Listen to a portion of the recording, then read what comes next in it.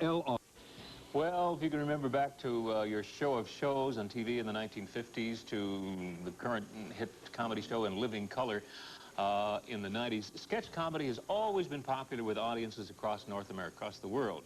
Canada has always had a wealth of comedy troupes, Second City, of course, being the flagship, but then there's the rest, the ones you don't hear about, the independents. In part 2 of our comedy series, Chaz Hay meets with a couple of sketch troupes trying to make it on their own. And what do you want to be when you grow up? A businessman! A businessman! Then I'm crushing your precocious little head. The Kids in the Hall is probably the best example of sketch comedy gone large. It's a comedy troupe that started out small and made it very big.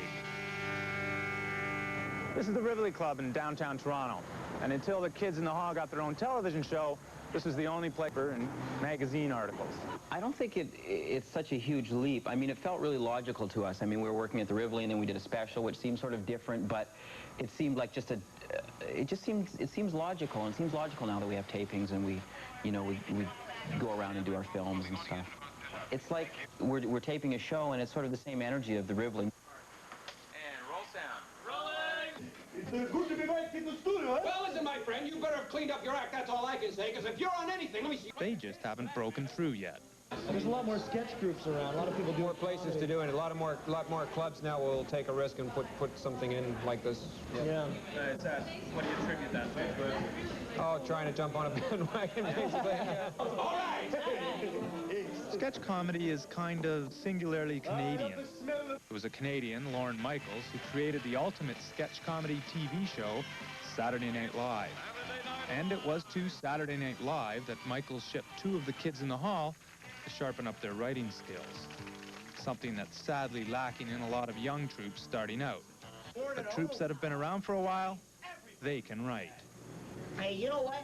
They say personality and caring is more important than money and looks. Well, that is absolutely true. Why, yeah?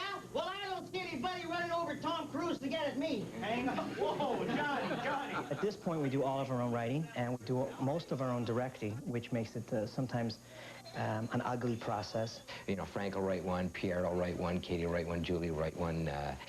Whoever writes one brings it in, and they really defend that point of view, and it's got to say something. I mean, it's got to say something first. I mean, you can always make it funny, but if it's got no substance, then it's not worth putting on the stage. 500 Miles Off Broadway is a troupe that's been together for about 7 years. They perform every Sunday night at the Pilot Tavern in Toronto's Yorkville district, and they'll work anywhere they can find an audience, from corporate gigs and conventions to fringe festivals right across this country. Come on, Blue Jays, do out! You do television and you do movies and you do whatever, and to keep going, I mean, to keep acting, you got to do this. I do stand-up in biker bars all over Ontario. I mean, like, I'll do whatever I can to get on a stage and develop the writing, because I like the writing. It keeps you sharp. Well, I was wondering if perhaps you and Demise yourself could perhaps go for a spin around. But if I was 18 and got into comedy, I wouldn't. I would stay on the fringes of comedy at 18, go through university, get a huge base of information. I didn't go to university, I went to college. But I'd get a huge base of information so that when you do start to do the comedy and you start to write, you can appeal to a broader audience at a higher intellect. Kind of sounds like your dad, doesn't it? While education isn't the biggest problem facing sketch comedians, that would be finding a place to perform. You know, bands, they can work every night of the week in one Gunji bar or another. And stand-up comics, well, they have agents who get them work pretty well all the time if they're any good. But comedy troupes like 500 Miles Off Broadway and the Illustrated Men Group. Chaz Hay, Global News, Toronto. Thanks, Chaz. Nice job.